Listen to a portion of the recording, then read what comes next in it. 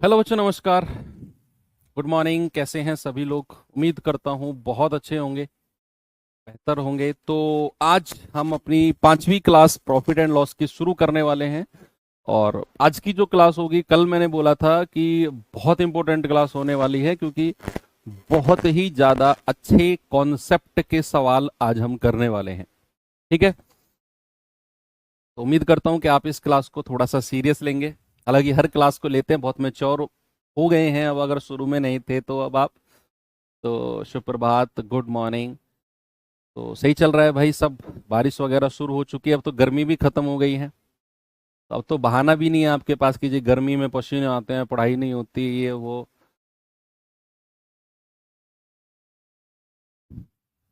Okay, चलो ठीक है, करते हैं शुरू भाई अपनी क्लास। और सबसे पहले मैं आपको बताने वाला हूं कि किस तरह के क्वेश्चंस हम अब करने वाले हैं।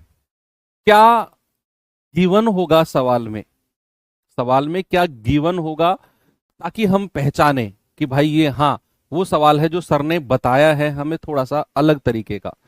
सबसे पहले पहला तरीके का जो सवाल आएगा आपके पास, उसमें अब गौर करना, उसमें आपको कॉस्ट प्राइस या फिर जिसको क्रय मूल्य बोलते हैं, कॉस्ट प्राइस या कॉस्ट प्राइस का रेशियो, कॉस्ट प्राइस या कॉस्ट प्राइस का रेशियो आपको गिवन होगा। क्या होगा? आपको कॉस्ट प्राइस या कॉस्ट प्राइस का रेशियो यानी कि अनुपात आपको गिवन होगा। तो सबसे पहली लाइन में तो सवाल में देखते ही पहचान जाएंगे कि दो वस्तुओं के क्रय मूल्य का अनुपात ये है, या दो वस्तुओं को बराबर मूल्य पर खरीदा गया, या एक वस्तु को 4,000 में, दूसरी को 8,000 में खरीदा गया। इस तरह का सवाल जब भी आएगा, देखो, जब भी दो वस्तुओं को बराबर मूल्य पर खरीदा गया, तो क्या मैं उन दोनों के क्रय मूल्य का रेशियो 1:1 बोल सकता हूं? भाई, दो चीजों को जब मैं बराबर मूल्य पर खरीदता हूं, तो क्या उनका रेशियो 1:1 होगा कि नहीं? यस। तो जब भी आपको क्रय मूल्य या क्रय मूल्य का रेशियो गिवन होगा, ठीक है, और एक तो ये चीज गिवन होगी, दूसरा क्या होगा? प्रॉफिट परसेंट यानी कि लाभ प्रतिशत, और हानि प्रतिशत यानी कि लॉस प्रतिशत, लॉस परसेंट, प्रॉफिट और लॉस परसेंट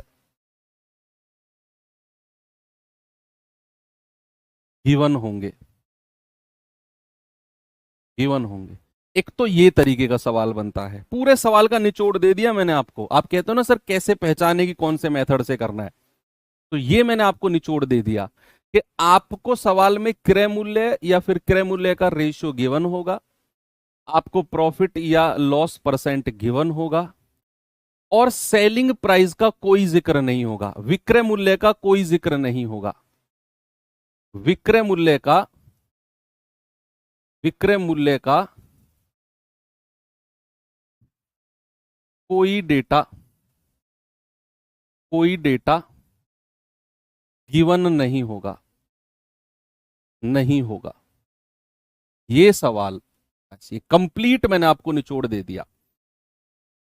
3 पॉइंट है, तीनों पॉइंट से आपको समझना है कि क्रय मूल्य या उसका रेशियो गिवन है, प्रॉफिट और लॉस परसेंट दोनों गिवन होंगे, विक्रय मूल्य का कोई डेटा हमें सवाल में गिवन नहीं होगा, दिया गया नहीं होगा। ठीक है, तब हम इस सवाल को करेंगे। और इस तरह के सवाल को, इस तरह के सवाल को बच्चे हमें करना है एलिगेशन मेथड से। किससे करना है? एलिगेशन मेथड से। क्यों करेंगे अभी मैं आपको बताऊंगा इस बात को। एलिगेशन मेथड से करेंगे, जहां पर विक्रय मूल्य का कोई जिक्र नहीं होगा, केवल कॉस्ट प्राइस का जिक्र होगा। हम उसे एलिगेशन मेथड से करेंगे। अब थोड़ा सा एलिगेशन मेथड के बारे में मैं आपको हल्का सा रिवाइज करा देता हूं। हालांकि जितना आपके लिए जरूरत है उतना मैं आपको पढ़ा भी चुका हूं, ऐसे ही बातों बातों में और भी सवाल मैंने कराए। मुझे एक बात बताओ, एलिगेशन के बारे, मेथड के बारे में मैंने आपको क्या बताया? मैंने बताया कि जब दो अलग अलग वस्तुओं की बात हो रही हो, और उनकी कंबाइंड बात हो रही हो। मैंने 2-3 चैप्टर में आपको एलिगेशन मेथड के क्वेश्चन करा दिए हैं, ठीक है। तो जब दो अलग अलग वस्तुओं की बात हो रही हो और उनकी कंबाइंड बात हो रही हो तो हम एलिगेशन मेथड लगाते हैं। इतना तो मैंने बताया है आपको, बेशक मैंने चैप्टर नहीं कराया, कोई कोई फर्क नहीं पड़ता है, इतना तो बताया मैंने। सवाल तो एलिगेशन मेथड पे किए हैं ना हमने, तो इतना तो पढ़ा है कि दो अलग अलग वस्तुओं की बात हो रही है, उनकी कंबाइंड बात हो रही है, तो हम उस पर एलिगेशन मेथड लगाते हैं, पहली बात। दूसरी बात क्या है कि जब भी आप प्रॉफिट या लॉस परसेंट पर एलिगेशन लगा रहे होंगे, जब भी आप प्रॉफिट परसेंट या फिर लॉस परसेंट पर एलिगेशन लगा रहे हैं, प्रॉफिट परसेंट या लॉस परसेंट पर एलिगेशन लगा रहे हैं, बीच में भी प्रॉफिट परसेंट या लॉस परसेंट रहेगा ओवरऑल, तो नीचे हमेशा जो रेशियो बनेगा ना, ये नीचे जो हमेशा रेशियो बनेगा, याद रखना ये रेशियो हमेशा क्रय मूल्य का होता है। किसका? क्रय मूल्य का, कॉस्ट प्राइस का रेशियो होता है। क्योंकि हमारे जो प्रॉफिट परसेंट या लॉस परसेंट निकलते हैं वो किसके ऊपर निकाले जाते हैं? वो हमारे क्रय मूल्य यानी कि कॉस्ट प्राइस के ऊपर निकाले जाते हैं। भाई जब हम प्रॉफिट परसेंट निकालते हैं तो हम क्या करते हैं, कितना प्रॉफिट हुआ नीचे कॉस्ट प्राइस गुणा 100। हम लॉस परसेंट निकालते हैं, कितना लॉस हुआ नीचे कॉस्ट प्राइस गुणा 100। ऐसी करते हैं ना। तो जब भी हम प्रॉफिट या लॉस परसेंट को एलिगेशन मेथड में रख रहे हैं तो नीचे हमेशा रेशियो कॉस्ट प्राइस यानी कि क्रय मूल्य का होता है। ये बात भी आप नोट कर लो। इसीलिए इसीलिए जब हमें सवाल में क्रय मूल्य का रेशियो गिवन होगा तो हम एलिगेशन मेथड लगाएंगे।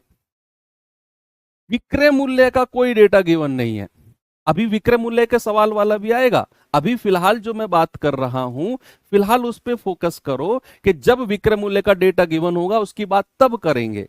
अभी फिलहाल के लिए कि जब क्रय मूल्य या उसका रेशियो गिवन है तो एलिगेशन लगाएंगे। एलिगेशन क्यों लगाएंगे? क्योंकि भैया जब हम प्रॉफिट या लॉस पर एलिगेशन लगाते हैं तो नीचे जो रेशियो आता है वो क्रय मूल्य का आता है, वो कॉस्ट प्राइस का आता है, इसीलिए हम एलिगेशन मेथड लगाएंगे। पूरी थ्योरी आपको समझ में आ गई। अब सवाल से जैसे आप समझोगे ये थ्योरी दिमाग में सेट हो जाएगी। अब सवाल पे आते हैं, जल्दी से सवाल पे आते हैं। सवाल नंबर टाइप नंबर 7 का सवाल नंबर 1 आपके सामने है बच्चे, देखिए ये आपके सामने है, देखना। आप क्या करो, सवाल को जस्ट आराम से पढ़ो, बहुत आराम से पढ़ो, बिल्कुल रिलैक्स मोड पर कराऊंगा मैं। ऐसे बहुत सारे सवाल हैं इसी एक कॉन्सेप्ट के ऊपर मैं कह रहा हूं, इतने दुनिया भर के सवाल है, आप खुद कह दोगे कि सर अगला कॉन्सेप्ट पढ़ा हुआ, बोर हो गए इन सवालों से। इतने सारे सवाल हैं जो मैं कराऊंगा आपको। सवाल क्या है, मोना ने 2 हैंडबैग 1500 प्रत्येक में खरीदे, 1500 प्रत्येक में खरीदे। अब कह रहा है उसने इन बैगों को बेच दिया, एक बैग पर 8% का लाभ, दूसरे बैग पर 4% की हानि। पूरे लेन देन में उसका लाभ या हानि बताओ। ये सवाल है। क्या एलिगेशन मेथड लगा सकते हैं ना? मैंने बोला एक बैग का प्रॉफिट परसेंट दे रखा है, दूसरे का लॉस परसेंट दे रखा है, और आपसे पूरे लेन देन में यानी कि ओवरऑल पूछ रहा है। भाई 2 बैग थे उसके पास, उसने प्रत्येक को 1500 में खरीदा। तो बच्चे क्या मुझे आप बता सकते हो कि दोनों बैग के क्रय मूल्य का अनुपात कितना है? मेरी पूरी लाइन सुनो। दोनों बैग के क्रय मूल्य का अनुपात कितना है, क्या आप मुझे बता सकते हो? फिर मैं आगे बढ़ूंगा। पहली लाइन पढ़ के ही समझ में आ जाएगा। जो मेरा क्वेश्चन है उसका आंसर पहली लाइन में ही है कि 2 हैंडबैग प्रत्येक को 1500 में खरीदा। मेरा सवाल है कि उनके क्रय मूल्य का अनुपात, रेशियो बता दो मुझे, अनुपात बताओ। वेरी गुड, बहुत अच्छे, बहुत बढ़िया जा रहे हो आप। 1:1। क्यों? क्योंकि सर उसने 2 हैंडबैग फॉर 1500 ईच, 1500 ईच, यानी कि पहले बैग को भी 1500 में खरीदा, सेकंड वाले को भी 1500 में खरीदा। तो अगर मैं उनके क्रय मूल्य का रेशियो लेना चाहूंगा तो पहले बैग 1500 में, दूसरा बैग भी 1500 में, तो भैया 1500 से 1500 कटेगा तो 1:1 आ जाएगा। प्रत्येक को 1500 में खरीदा तो कॉस्ट प्राइस का रेशियो 1:1। अब पहले बैग पर प्रॉफिट कितना है? 8%। दूसरे बैग पर 4% की हानि है। हानि को माइनस में रखना है, लॉस को हमेशा किस में लिखना होता है? माइनस में, प्रॉफिट को प्लस में। हमसे उसने ओवरऑल पूरे लेन देन में पूछा, तो ओवरऑल तो हमेशा सेंटर में आएगा, और नीचे का रेशियो हमारे पास गिवन है कितना बच्चे? 1:1। मैंने आपको बोला कि जब भी हम प्रॉफिट या लॉस पर एलिगेशन लगाते हैं तो नीचे हमेशा रेशियो किसका आता है? नीचे हमेशा क्रय मूल्य का आता है, जो कि हमारे पास 1:1 है। अब ये -4 क्यों लिखा? क्योंकि 4% की हानि थी। हानि को माइनस में लिखना है, प्रॉफिट को प्लस में लिखना है। अब ये उसने पूछा है पूरे लेन देन में, पूरे लेन देन यानी कि ओवरऑल सेंटर वाली वैल्यू आपसे पूछी है। ये निकालनी भी मैंने आपको सिखा दी है। जिन लोगों ने रिवीजन किया होगा, जो लोग रेगुलर रिवाइज करते हैं चीजों को, वो जानते हैं कि ये बीच वाली वैल्यू कैसे निकलती है। इन दोनों की मल्टीप्लाई करो, 8 एकम 8, प्लस इन दोनों की मल्टीप्लाई करो, 4 एकम 4, वो भी माइनस का, बटे इन दोनों को जोड़ दो, 1 + 1 जो रेशियो गिवन है उसको जोड़ दो। तो 8 में से 4 गया 4, 1 और 1 2, 2 से भाग दे दिया, कितना आ गया? 2%। कितना आ गया? ओवरऑल 2%। ऑप्शन नंबर सी बिल्कुल करेक्ट है। मैं कह रहा हूं इससे बेस्ट सॉल्यूशन हो ही नहीं सकता इस सवाल का। सबसे बेस्ट सॉल्यूशन है ये, बिना कुछ मेहनत के, बिना कुछ कैलकुलेशन के। आपने सबसे पहले क्या किया कि 2 हैंडबैग 1500 प्रत्येक में खरीदा, तो आपने दोनों के क्रय मूल्य का अनुपात ले लिया। भाई पहला भी 1500 में, दूसरा भी 1500 में, कट के 1:1 आ गया। 1500 की जरूरत ही नहीं है हमें, हमें 1500 की जरूरत ही नहीं है। तो हमारे कॉस्ट प्राइस का रेशियो 1:1। एक 8% के लाभ पे बेचा, दूसरा 4% की हानि पर। पूरे लेन देन में पूछ रहा है, पूरे लेन देन का तो बीच में आता है, और नीचे जो रेशियो है हमारा क्रय मूल्य का है। 8 एकम 8, 4 एकम 4, बटे दोनों रेशियो को जोड़ दो, 2% आ गया। ठीक है, कोई प्रॉब्लम आपको? बताओ। बेसिक से कर लो यार, बेसिक से भाई चलो करवा देता हूं यार, इतनी तो अच्छी चीजें सिखा रहा हूं तुमको, घुसोगे फिर भी बेसिक में। चलो कर लो बेसिक को यार तुम।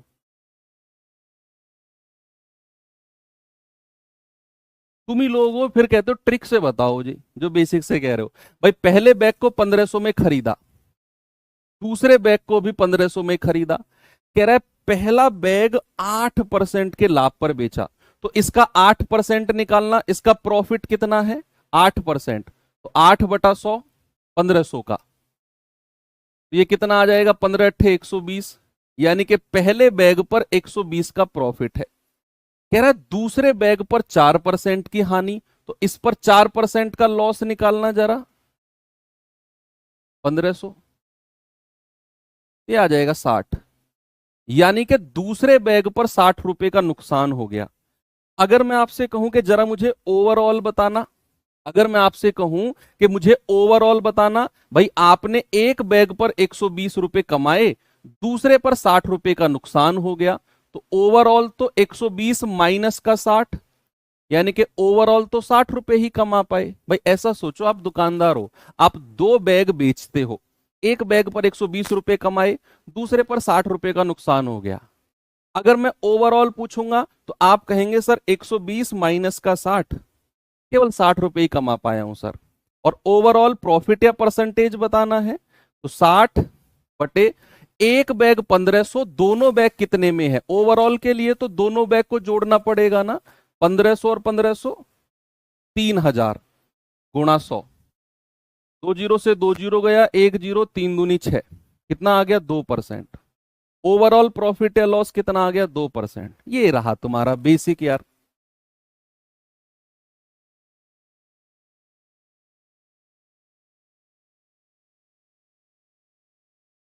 इस तरह से बेसिक में कैलकुलेशन वहां करनी पड़ेगी फिर तुम्हें। ये मुझे आसान लगा रेशियो बनाकर। चलो इस सवाल को करो अब आप। बेसिक से खुद करते रहना बच्चा, मैं एक ही मेथड लेके चलूंगा यार। दो दो मेथड, तीन तीन मेथड से पता है क्या है, एक तो चीजें बहुत कंफ्यूजन क्रिएट हो जाता है चीजों में, और बहुत लेट हो जाती हैं चीजें फिर। अब मैंने आपको तरीका बता दिया है। दूसरा मेथड जो बेसिक वाला है सेकंड, उसे आप खुद अपनी रफ कॉपी में करते रहना। इसे करो।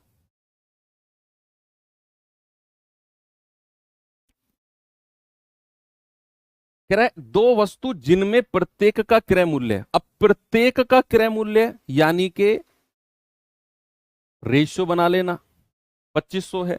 एक को 5% लाभ पर बेचा, यदि कुल मिलाकर 20% का लाभ है, कुल मिलाकर, कुल मिलाकर यानी कि ओवरऑल, तो अन्य दूसरी वस्तु पर लाभ बताओ क्या होगा, अन्य दूसरी वस्तु पर प्रॉफिट क्या होगा। सबसे पहले आप मुझे उनके क्रय मूल्य का रेशियो बताओ, कॉस्ट प्राइस का रेशियो क्या होगा।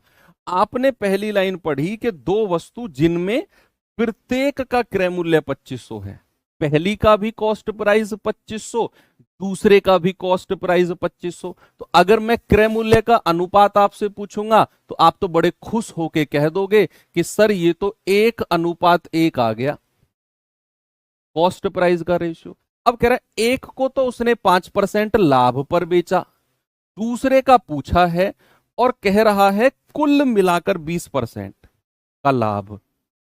वैसे याद रखना, हानि अगर किसी सवाल में लिखी हो पिछले सवाल की तरह, उसे माइनस में रखना है। यहां तो कह रहा है 5% का लाभ है एक पर और कुल मिलाकर 20%। अब जो कुल मिलाकर है उसे बिल्कुल सेंटर में रखते हैं, ठीक है। और नीचे क्रय मूल्य का रेशियो कितना है, 1:1। कितना है बच्चा, 1:। ओके। अब आप देखो, बड़े में से छोटा घटाओ, 20 में से 5 गया 15%। अब एक यूनिट की वैल्यू 15% है, तो इस एक यूनिट की वैल्यू भी कितनी हो जाएगी, 15%। भाई ये 20 में से 5 गया, कितना आ गया, 15%। मतलब एक यूनिट 15%, तो इस एक यूनिट की भी 15।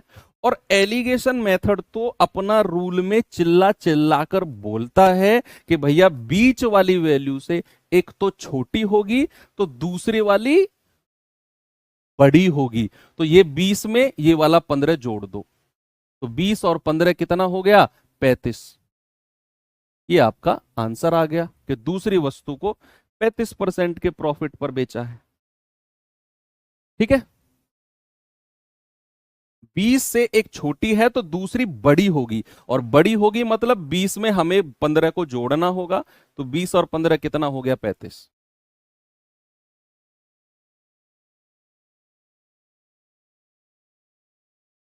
बस एक चीज बच्चे ध्यान में रखते चलना कि एलिगेशन मेथड तभी लगेगा जब हमें क्रय मूल्य या उसका अनुपात गिवन है, और सेलिंग प्राइस विक्रय मूल्य का कोई जिक्र नहीं है। जहां उसने विक्रय मूल्य का जिक्र कर दिया, विक्रय मूल्य का जिक्र यानी कि अगर वो कह दे कि दोनों का विक्रय मूल्य बराबर है, इस तरह का, वहां एलिगेशन नहीं लगेगा। मैं वो सवाल भी कराऊंगा। अभी एलिगेशन केवल उन सवालों पर लगेगा जहां क्रय मूल्य या उसका अनुपात गिवन है। पता है क्यों, उसका भी मैंने आपको रीजन बता दिया। क्योंकि जब हम प्रॉफिट या लॉस पर एलिगेशन लगाते हैं तो नीचे रेशियो हमारा कॉस्ट प्राइस का बनता है, बस इसीलिए यही रीजन है कि हम एलिगेशन केवल तभी लगा सकते हैं जब क्रय मूल्य के बारे में हमें डेटा दिया हो। अब कह रहा है पंकज ने दो बाइक खरीदी, पहली 24,000 में और दूसरी 20,000 में। पहली बाइक को 20% लाभ पर बेचा, दूसरी बाइक को 30% हानि पर बेचा। कह रहा है बताओ कुल मिलाकर उसे लाभ या हानि, और इस बार आपसे रुपए में पूछ ली है। इस बार क्या हुआ है, इस बार आपसे रुपए में पूछ लिया कि बताओ रुपए में हानि या प्रॉफिट कितना है। अब आप इसे एलिगेशन से भी चले जाओ या सीधा सीधा मल्टीप्लाई कैलकुलेशन करके भी निकाल लो, कोई प्रॉब्लम नहीं है। भाई एक 24,000 में है, दूसरी 20,000 में है, जो खरीदी है उसने, क्रय मूल्य है। ये 24,000 और 20,000 में उसने खरीदी है, ये क्रय मूल्य है। ये कह रहा है एक को तो उसने 20% के प्रॉफिट पर बेचा, एक को उसने 30% की हानि यानी कि लॉस पर बेचा है। तो भैया 30% निकाल लो, कितना आएगा? 20,000 का 6,000 आ जाएगा। कितना आ जाएगा? 3 दूनी 6,000, यानी कि 6,000 का नुकसान है, और 20% निकाल लो 24,000 का, 4800 आ जाएगा। 24 दूनी 4800, 4800 का प्रॉफिट। अब ऐसा सोचो कि एक बाइक को उसने बेचा तो 4800 का प्रॉफिट हो गया, दूसरी बाइक को उसने बेचा तो 6,000 का नुकसान हो गया। तो ओवरऑल अगर हमें देखना है तो 4800 माइनस 6,000, यानी कि माइनस का 1200 आ गया। बच्चे माइनस का 1200 का मतलब क्या हुआ कि 1200 रुपए का नुकसान है। क्योंकि आप खुद देखो ना, एक बाइक पर 6,000 का नुकसान, दूसरी पर केवल 4800 का लाभ, यानी कि ओवरऑल वो नुकसान में है, क्योंकि 6,000 का नुकसान यहां उठा चुका है वो, और यहां 4800 का ही प्रॉफिट हुआ केवल। अभी भी वो 1200 के नुकसान में है, 1200 रुपए का लॉस। कितना आएगा बच्चा? 1200 रुपए का लॉस। ओके, आप इसे रेशियो मेथड से भी कर सकते हो, कोई प्रॉब्लम नहीं है। सॉरी, एलिगेशन मेथड से भी कर सकते हो। आप इसका ओवरऑल, आप क्या कर सकते हैं, ओवरऑल प्रॉफिट या लॉस निकाल लेना। हालांकि आप एलिगेशन मेथड तभी लगाया करो जब आपसे परसेंटेज में पूछा हो, जब आपसे परसेंटेज में पूछा हो। अब रुपए में पूछा है तो फिर सीधा सीधा कैलकुलेशन ही एक तरीका होता है जिससे आप जल्दी कर लो, और ये चीज आप सीखोगे, कौन सी चीज कब करनी है, कब एलिगेशन लगाना है, कब नहीं लगाना, ये सीखोगे जितना सवाल को प्रैक्टिस करोगे बच्चे। अच्छा मुझे एक बात बताओ, आप कोई चीज सीखते हो कब? जब आप उसमें इन्वॉल्व होते हो। जब तक आप उसमें इन्वॉल्व नहीं हुए तो अपना परसेप्शन हम दूर से ही देते रहते हैं, ये अच्छा है, ये बुरा है, ये पता नहीं कैसे होगा। लेकिन एक बार आप उस चीज को करने लग जाओ, फिर आप उसमें आसान तरीका भी ढूंढ निकालोगे, खुद से ही, खुद ही डिसाइड कर लोगे किससे मुझे करना है, कौन से तरीके से करना है। खुद ही ये डिसाइड कर लोगे कि कितनी स्पीड से मैं कौन से तरीके से कर सकता हूं। लेकिन ये सब चीज होंगी कब? जब आप उसकी मल्टीपल प्रैक्टिस करोगे। ओके, तो चलिए एलिगेशन से भी कर लो कि भाई 24,000 और 20,000 का रेशियो बना लो, क्रय मूल्य का रेशियो। ये आ जाएगा आपका 4 पंजे 20 और 4 6 24, 6 5 का रेशियो आ गया।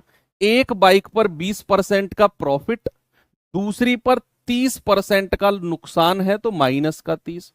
ओवरऑल पूछा है, और नीचे रेशियो क्या आएगा? क्रय मूल्य का, जो कि 6 5 है। नीचे रेशियो किसका आएगा? कॉस्ट प्राइस का, जो कि 6 5 है।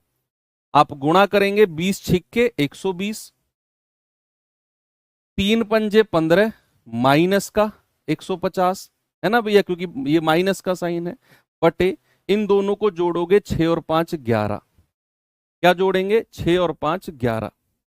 ओके, तो ये कितना आ गया? 120 में से 150 गया, माइनस का 30/11% ओवरऑल। भाई ओवरऑल कितना आ गया? माइनस का 30/11%। अब ये ओवरऑल में माइनस का साइन है, इसका मतलब क्या हुआ? ओवरऑल में माइनस का साइन है, इसका मतलब है कि भैया उसे 30/11% का लॉस हुआ है।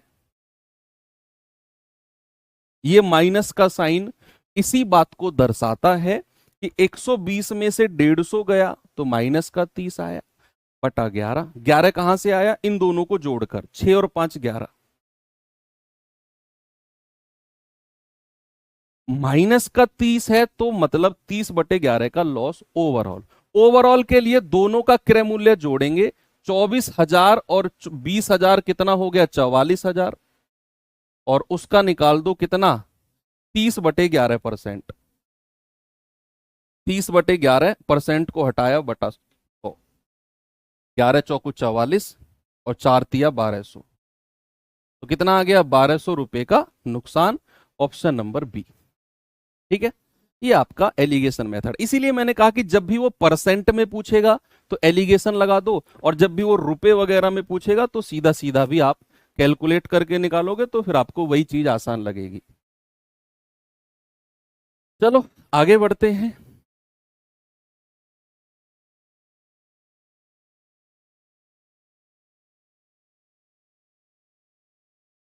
ये सवाल देखिए जरा।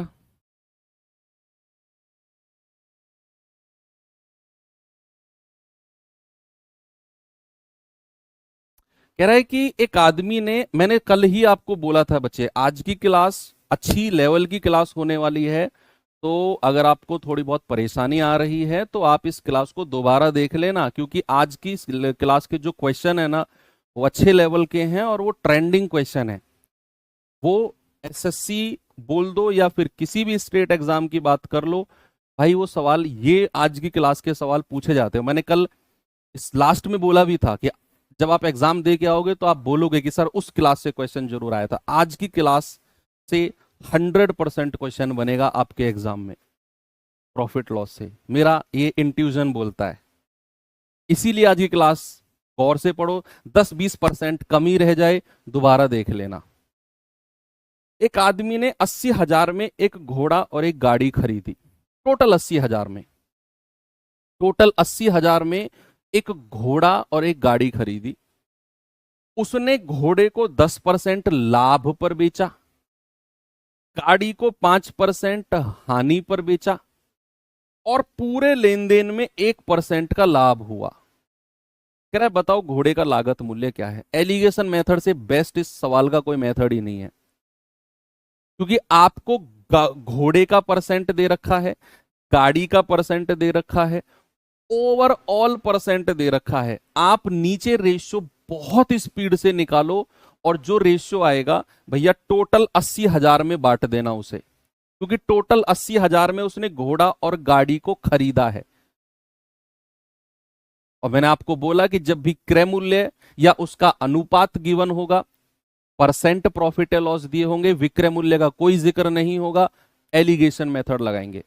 यहां क्रय मूल्य गिवन है, बेशक अनुपात नहीं गिवन। क्रय मूल्य तो 80,000 दिया है ना, घोड़ा और गाड़ी दोनों का, परसेंट दिया हुआ है प्रॉफिट लॉस का, और विक्रय मूल्य का कोई जिक्र भी नहीं है, तो एलिगेशन लगेगा।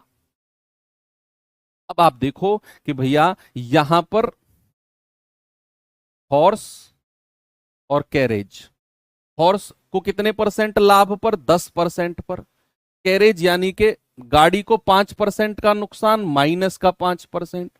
कह रहा है ओवरऑल पूरे लेन देन में 1% का लाभ है ना, तो प्लस का 1%। अब ये नीचे का रेशियो बनाना है। भैया रेशियो क्या बोलता है कि बीच वाली वैल्यू में से, इन दोनों में से बड़ी में से छोटी को माइनस करना है। क्या करना है, बड़ी में से छोटी को माइनस करना है। तो आप यहां 10 में से 1 को घटाओ, और इन दोनों में बड़ी कौन सी है भाई, ये तो माइनस का 5 है और ये प्लस का 1 है, तो बड़ी तो प्लस का 1 है ना, तो 1 में से माइनस का 5 घटाना है, 1 में से ये घटानी है, तो ये माइनस और माइनस क्या हो गया, प्लस, तो ये हो गया 6 और ये हो गया 9, यानी कि 3 दूनी 6 और 3 तिया 9। ये जो रेशियो नीचे बना है ये कॉस्ट प्राइस यानी कि क्रय मूल्य का रेशियो बना है। किसका बना है बच्चे, कॉस्ट प्राइस का रेशियो है। और टोटल क्रय मूल्य कितना है, 80,000 रुपया। तो क्या मैं कह सकता हूं 3 और 2 5 यूनिट की वैल्यू कितनी है, 80,000। तो 1 यूनिट की वैल्यू कितनी है, 5 से कटेगा 16 बार, 16,000। आपसे क्या करे, घोड़े की लागत, तो हॉर्स की लागत कितनी है, 2 यूनिट, यानी कि 2 गुणा 16,000, तो कितना आ गया, 32,000। 32,000 का घोड़ा है, और अगर मैं गाड़ी की पूछूंगा तो 3 यूनिट, यानी कि 3 गुणा 16,000, तो गाड़ी कितने की है, 48,000 की। तो भैया घोड़ा कितने का है, 32,000 का। ऑप्शन नंबर ए हमारा सही जवाब है। ओके, देखो और फिर हम आगे बढ़ते हैं।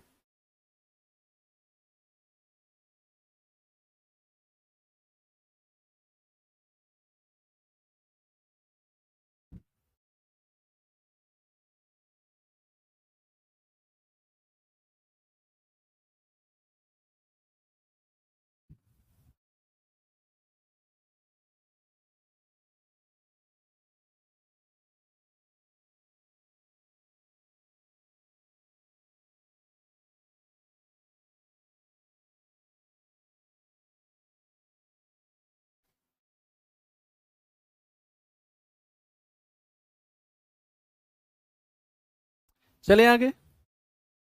ओके, इस सवाल पे आएंगे बच्चे जरा।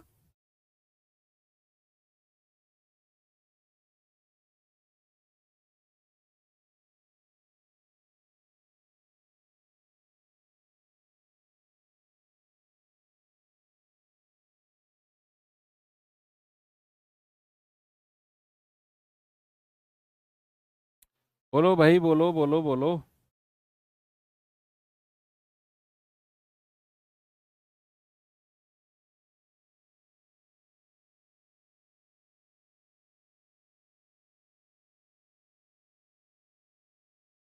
कह रहा है दो वस्तुओं की लागत मूल्य 4:5 के अनुपात में है।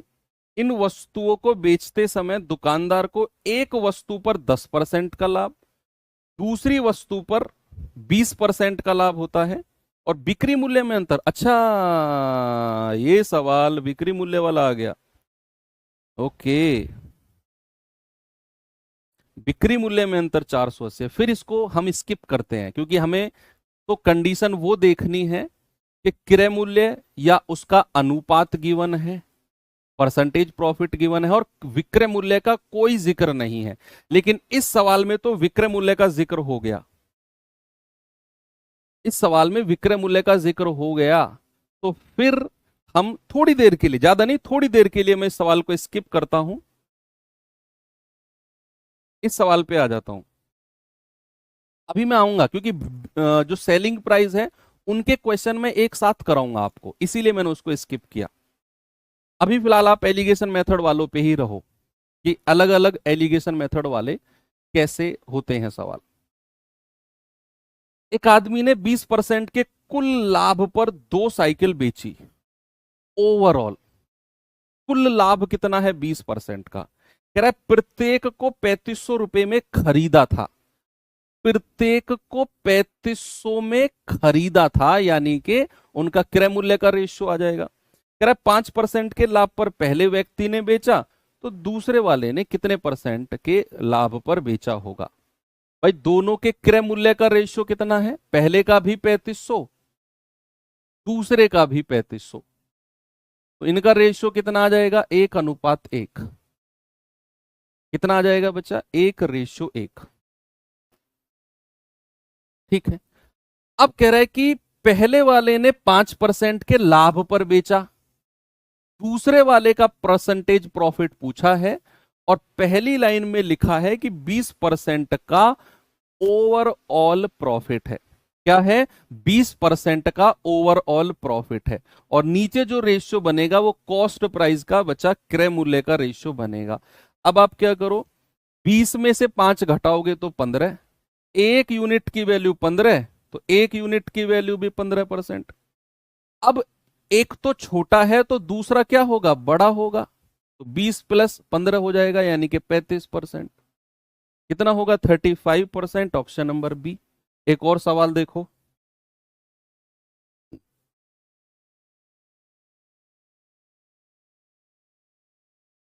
इस सवाल को देखेंगे बच्चे जरा।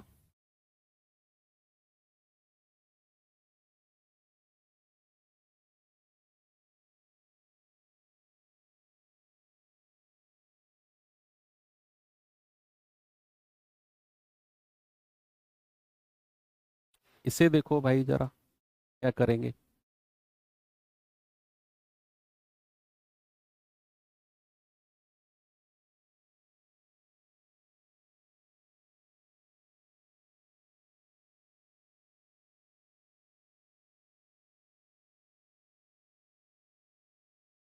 सवाल कह रहा है एक विक्रेता दो वस्तुएं 3654 में खरीदता है टोटल।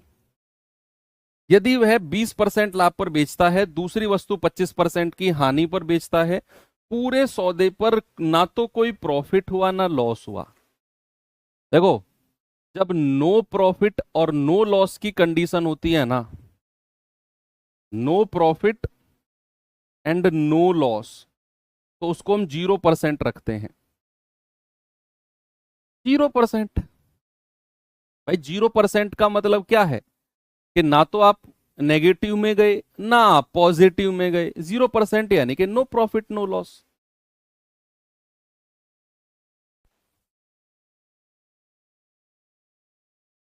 लगाओ इसमें दिमाग, अब एलिगेशन लगाओ, बीच में 0% रखना क्योंकि नो प्रॉफिट नो लॉस है। एक तरफ 20% लिखो, दूसरी वस्तु को 25% की हानि, माइनस का 25% लिखो। और कह रहा है कि पूरे लेन देन में, पूरे सौदे में ना तो उसे प्रॉफिट हुआ और ना लॉस हुआ, ना तो फायदे में रहा ना नुकसान में रहा। तो भैया फिर तो हम कहेंगे 0%। क्या बोलेंगे? पूरे सौदे में 0%। अब बड़े में से छोटा घटाना है, 20 में से 0 गया 20, और 0 में से 25 जाएगा, 0 माइनस और माइनस का 25, तो माइनस और माइनस प्लस हो जाएगा, तो ये प्लस का 25 आ जाएगा, और ये तो 20 है। तो 5 चौके 20, 5 पूरे 25। अब नीचे जो रेशियो आया बचा, ये आपका कॉस्ट प्राइस यानी कि क्रय मूल्य का रेशियो है। तो हम कहेंगे 5 और 4 9, 9 यूनिट की वैल्यू कितनी है? 3654। एक यूनिट की वैल्यू आएगी 3654 बटा 9, तो 9 चौके 36, 0 9 छिक्के 54, 406। आपसे कह रहा है सस्ती वाली का क्रय मूल्य क्या है? सस्ती वाली का क्रय मूल्य मतलब कि भैया 5 और 4, 4 यूनिट की वैल्यू पूछी है, तो 4 गुणा 406 यानी कि 1624। तो सस्ती वाली का क्रय मूल्य का रेशियो 5:4 है, तो सस्ती वाली तो यही होगी, और उसका क्रय मूल्य कितना है? 1624। महंगी वाली का पूछ लेगा तो एक यूनिट 406, 5 यूनिट कितना हो जाएगा? 2030। वो महंगी वाली हो जाएगी 2030। ऑप्शन नंबर ए महंगी वाली है, ऑप्शन नंबर सी सस्ती वाली है। ओके, आगे चले। चलो, इतना तो अब हो गया ये। अब हम चलते हैं भैया आगे। अब हम चलते हैं थोड़ा सा आगे कि अगर हमें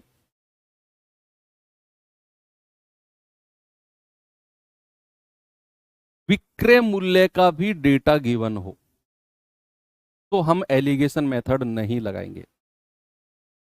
यानी कि अगर मैं आपसे कहूं कि भैया अगर सेलिंग प्राइस यानी कि विक्रय मूल्य, विक्रय मूल्य या विक्रय मूल्य का रेशियो, सेलिंग प्राइस का रेशियो गिवन है, दिया गया है मतलब, और प्रॉफिट परसेंट और लॉस परसेंट गिवन है, ये भी दिए गए हैं। गिवन का मतलब दिया गए हैं, तो हम एलिगेशन मेथड नहीं लगाएंगे। No use of alligation method, क्योंकि मैं ये लिख रहा हूं, मैं हालांकि मुझे लिखना नहीं चाहिए, मुझे लिखने की जरूरत नहीं है, मैं इसलिए लिख रहा हूं ताकि आप गलती ना करो। तो लिख लो बच्चे, no use of alligation method. क्योंकि हम एलिगेशन मेथड कहां पर यूज करते हैं? जहां क्रय मूल्य या उसका अनुपात गिवन होता है।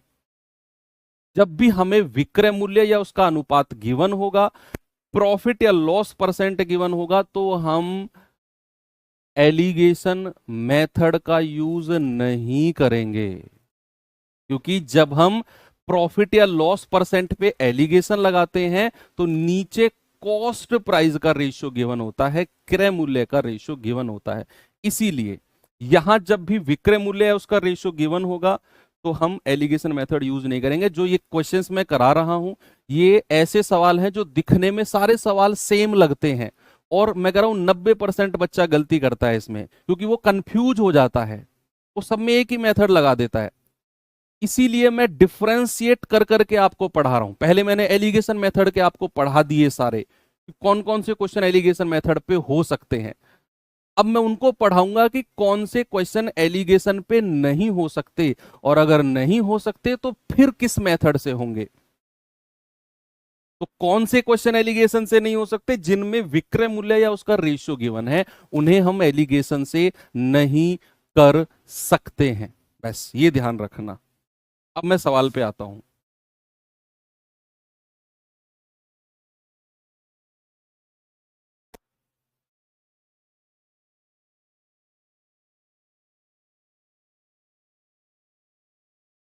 अब जैसे ये सवाल है, आप एक बार देखेंगे जरा इस सवाल को।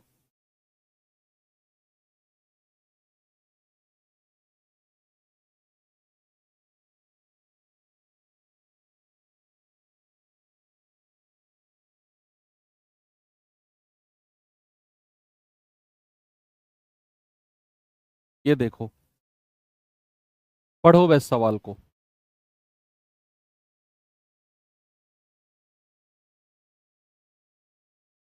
अगर सवाल में आपको विक्रय मूल्य का कुछ भी डेटा गिवन हो गया, विक्रय मूल्य के बारे में सवाल में कुछ भी जिक्र कर दिया, एलिगेशन मत लगा देना वहां पर। कह रहा राम कुमार ने 41,000 में 2 एलईडी सेट खरीदे।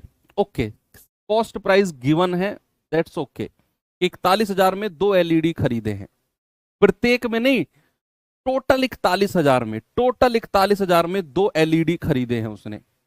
कह रहा है उसने एक को 20% लाभ पर बेचा, दूसरे को 15% की हानि पर बेचा। उसने पाया कि क्या पाया उसने? उसने पाया कि दोनों टीवी सेट का विक्रय मूल्य समान है।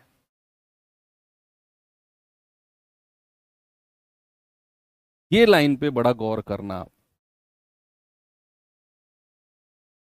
उसने पाया कि दोनों का विक्रय मूल्य समान है।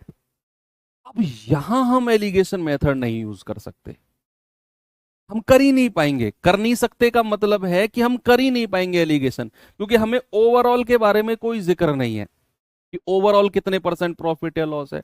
हमें क्रय मूल्य का भी रेशियो गिवन नहीं है, तो हम एलिगेशन मेथड यूज हम चाहकर भी नहीं कर सकते। कुल मिलाकर तो मैं ये कहना चाहता हूं कि हम अगर चाहेंगे भी ना कि एलिगेशन यूज करें, तब भी नहीं कर पाएंगे, क्योंकि डेटा ही नहीं है एलिगेशन वाला यहां। और क्यों नहीं है? क्योंकि हमें विक्रय मूल्य के बारे में बोला है। दोनों का सेलिंग प्राइस बराबर है, दोनों को बराबर मूल्य पर बेचा गया है। क्या करें इस सवाल में? भाई दोनों का cost price, total cost price आपको दिया हुआ है कितना? 41,000। अब हमें नहीं पता, मैं कहूंगा एक को ए में खरीदा होगा, दूसरे को बी में खरीदा होगा। ये ए और बी मैंने क्या मान लिया? उनका क्रय मूल्य मान लिया, ठीक है। उनका कॉस्ट प्राइस मान लिया ए और बी। ए और बी दोनों मिलाकर 41,000 के बराबर हो जाएंगे। अच्छा, एक बात बताओ, अगर मैं एक एलईडी को 20% लाभ पर बेचता हूं, अगर मैं एक एलईडी को 20% के प्रॉफिट पर बेचता हूं, तो मैं उसे कितने % में बेचूंगा? बोलो बोलो बोलो। अगर मैं एक एलईडी को 20% के लाभ पर बेचता हूं, तो मैं उसे कितने % में बेचूंगा? इस पर तो उसे प्रॉफिट हुआ है 20% का, और इस पर उसे लॉस हुआ है कितना? 15% का। तो मैं सेलिंग प्राइस आपसे पूछ रहा हूं, अगर उसने 20% का प्रॉफिट है तो 120% में बेचा होगा पहले वाले का क्रय मूल्य ए। यानी कि अगर उसने उसे खरीदा है ए में, तो उसे 20% का लाभ यानी कि 120% ऑफ ए में बेचा होगा। दूसरे वाले पर 15% का नुकसान है, तो भैया उसे 100 में से घटा दो, 85% में बेचा होगा। अब ये पहले वाले का विक्रय मूल्य है, ये दूसरे वाले का विक्रय मूल्य। क्या सवाल ने बोला है कि भैया विक्रय मूल्य तो समान है? क्या उसने बोला विक्रय मूल्य समान है? तो बीच में बराबर का साइन लगा दो।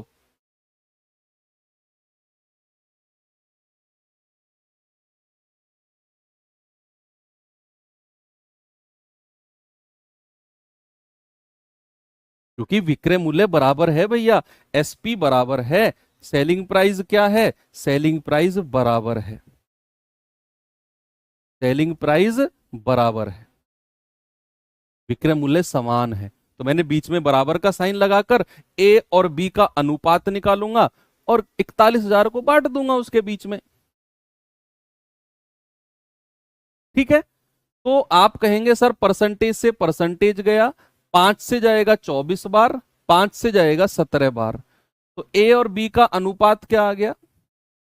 ए के सामने 17 और बी के सामने 24। आपको अगर आपने ये जो रेशियो बना ये क्रय मूल्य का बना है 17-24। आप कहेंगे सर ये तो विक्रय मूल्य था, तो फिर ये विक्रय मूल्य का रेशियो होना चाहिए। नहीं बच्चा, ए और बी को तो मैं क्रय मूल्य ही मान के चला था। मैंने 120% लिया ए का, वो था विक्रय मूल्य। मैंने 85% लिया बी का, वो था विक्रय मूल्य। यहां से कट पिट कर जो ए और बी का रेशियो आएगा वो तो ओरिजिनली उनके क्रय मूल्य का ही आएगा।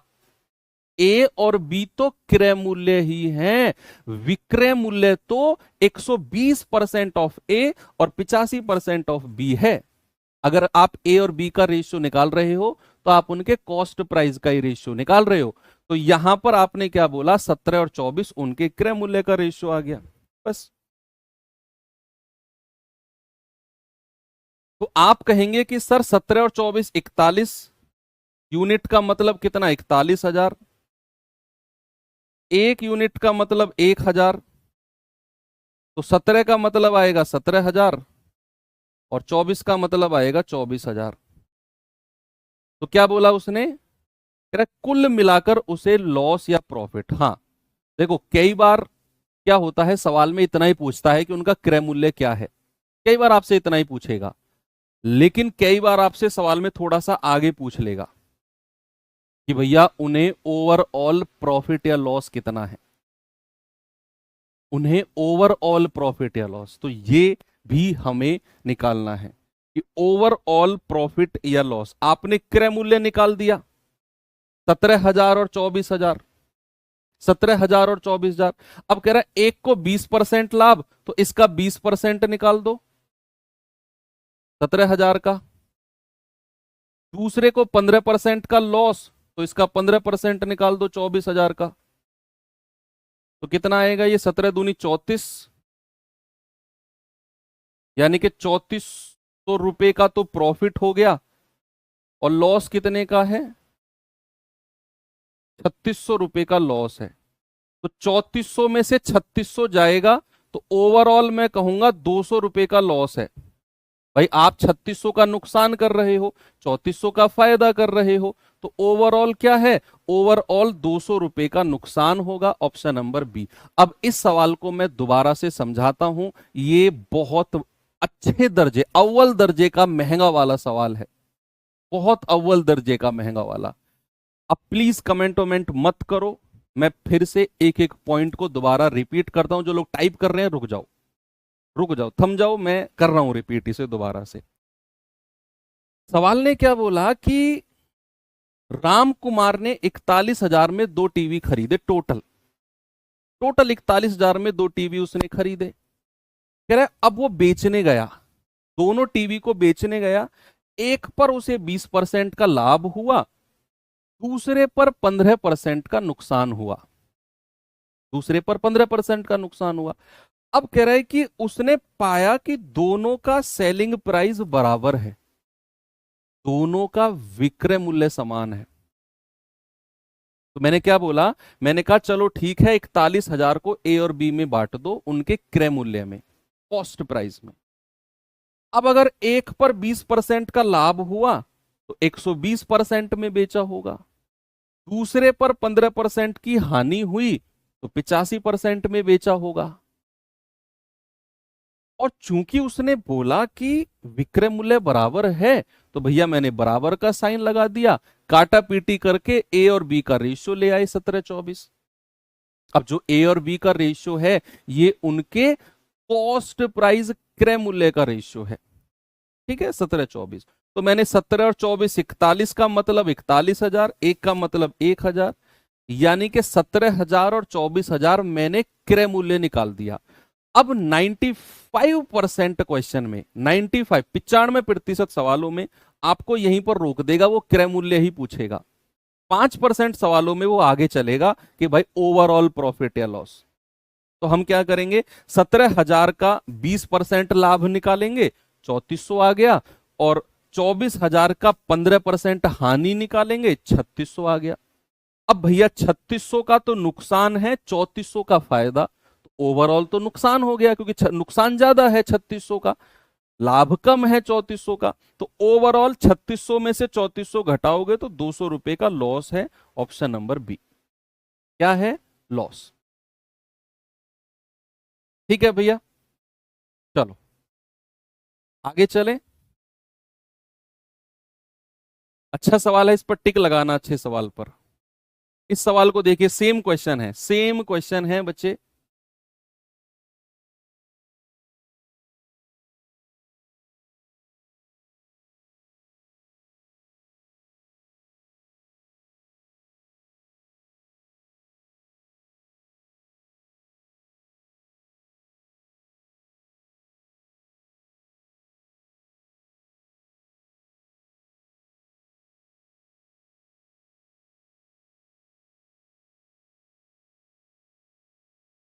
बताओ भाई, इसका जवाब जल्दी से क्या होगा।